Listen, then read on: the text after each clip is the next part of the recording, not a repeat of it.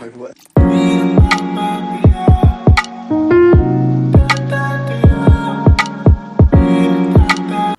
Hello everyone, welcome back to my channel. In this video I am going to share my experience for STAT exam, how I have prepared for the exam, what is my experience for the exam. So without any delay, let's get started. As we know, exam is on 17th and 18th January. So we have less time exam prepare करने के लिए. जब मैंने exam दिया था same 15 days में ही मैंने planning की थी एग्जाम के लिए, क्योंकि उससे पहले मेरा कोई और एग्जाम था तो मैं उसके लिए प्रिपेयर कर रही थी. और एग्जाम की डेट जैसे कि हमें पता है, जो हमारा एग्जाम 24 में होना था वो हमारा 25 में हुआ, और जिसमें डेट्स बहुत एक्सटेंडेड हुई है हमारी, तो कुछ क्लियर ही नहीं था कि पेपर कब होगा कब नहीं होगा. बट लास्ट में जब 15 डेज बचे थे तो मैंने अपना एस्टेट के लिए पढ़ना स्टार्ट किया. मैंने एस्टेट के लिए कैसे प्रिपेयर किया, आज मैं अपना एक्सपीरियंस बता रही हूँ. क्या पता ये आपके साथ भी वर्क कर जाए, आपके लिए भी ये हेल्पफुल हो. तो मैंने कैसे पढ़ना स्टार्ट किया, कैसे प्लानिंग की फॉर एस्टेट एग्जाम. सबसे पहले हमें पता होना चाहिए कि एग्जाम का पैटर्न क्या है हमारा, कि हमारा जो पेपर है वो 4 पार्ट्स में डिवाइडेड होगा.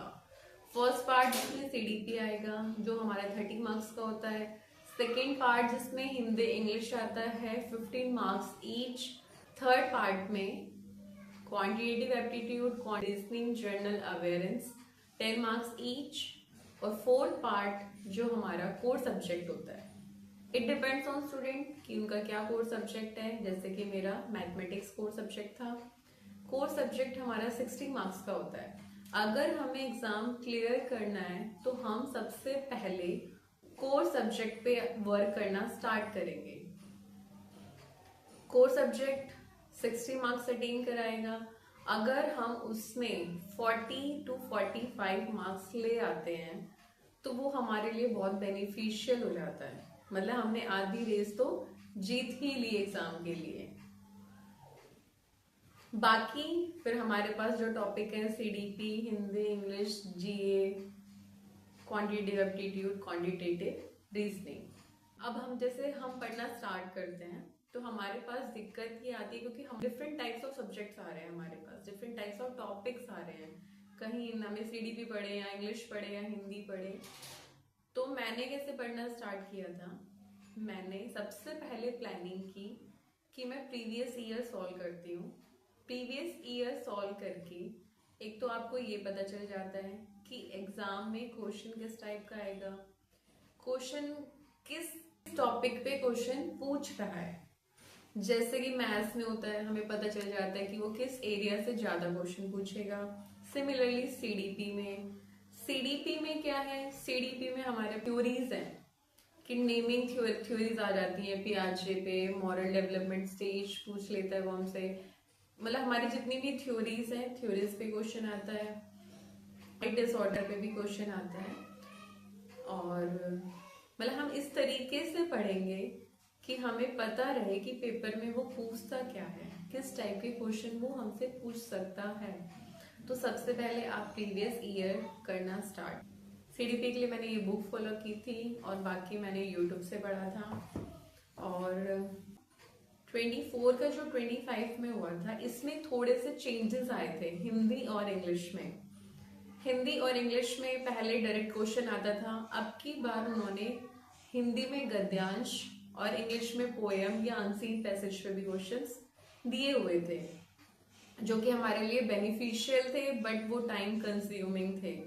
जैसे कि हमें पता है हमारा जो एस्टेट का एग्जाम है वो ऑफलाइन है, OMR सेट फिल करनी पड़ती है और 150 क्वेश्चंस करने हैं. तो क्वेश्चन रीड करेंगे, और मेरा तो सब्जेक्ट्स भी मैथ था तो मैथ्स में आप सॉल्व करो, फिर वहां पर टाइम दो. तो मतलब आधा टाइम तो मैथ सब्जेक्ट्स ही ले लेता था. बट फिर भी मैंने अपनी थोड़ी प्लानिंग इस तरीके से की कि सबसे पहले मैं एग्जाम क्लियर तक पहुंच जाऊं, कि मैं 90 क्रॉस कर जाऊं.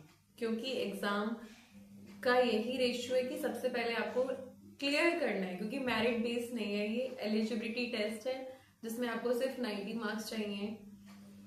तो मैंने सबसे मेन फोकस रखा कि पहले मेरे मार्क्स 90 क्रॉस हो जाए, तो अपने टाइम को इस तरीके से मैनेज किया। हमें एग्जाम में टाइम मैनेजमेंट भी सीखना है। यहाँ पर सबसे पहले हमें पता है कि नेगेटिव मार्किंग नहीं है, तो बच्चा ट्राई करेगा कि सभी क्वेश्चन अटेम्प्ट करे, पर आपको सबसे पहले पेपर इस तरीके से अटेम्प्ट करना है कि आपके 90 मार्क्स या 100 मार्क्स स्कोर हो जाए।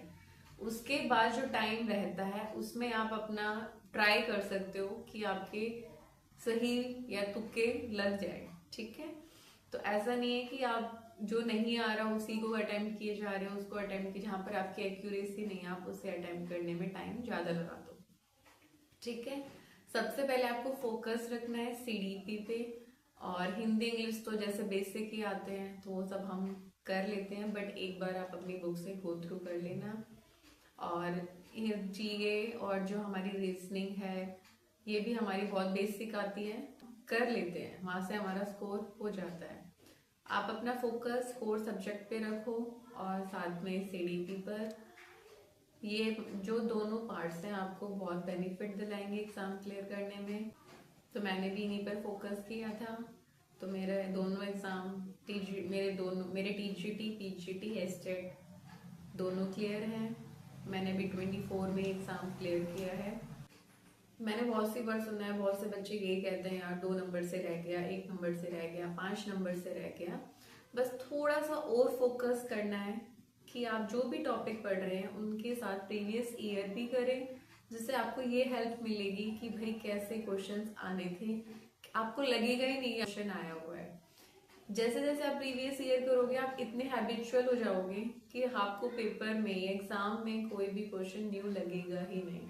सबसे पहले आप वही पढ़ना स्टार्ट कर दो, अपनी प्लानिंग बना लो, प्रीवियस ईयर साथ लेकर चलो, टाइम मैनेजमेंट करो, अपने कोर सब्जेक्ट्स को प्रिपेयर करो, सीडीपी पढ़ो। सीडीपी के लिए बहुत सारी यूट्यूब पे वीडियोस है, मैराथन है। तो इसी तरीके से मैंने भी एस्टेट के लिए प्रिपेयर किया था। सभी टॉपिक्स को एक बार गो थ्रू करना है विद प्रीवियस ईयर, और थोड़ा सा टाइम मैनेजमेंट सीखना है। आई होप मेरे एक्सपीरियंस आपके लिए हेल्पफुल रहे। आप भी कम टाइम बचा है, पढ़ना प्रिपरेशन स्टार्ट कर दो, और प्रीवियस ईयर के साथ पढ़ना स्टार्ट करना। थैंक यू फॉर वॉचिंग, मिलते हैं नेक्स्ट वीडियो में। थैंक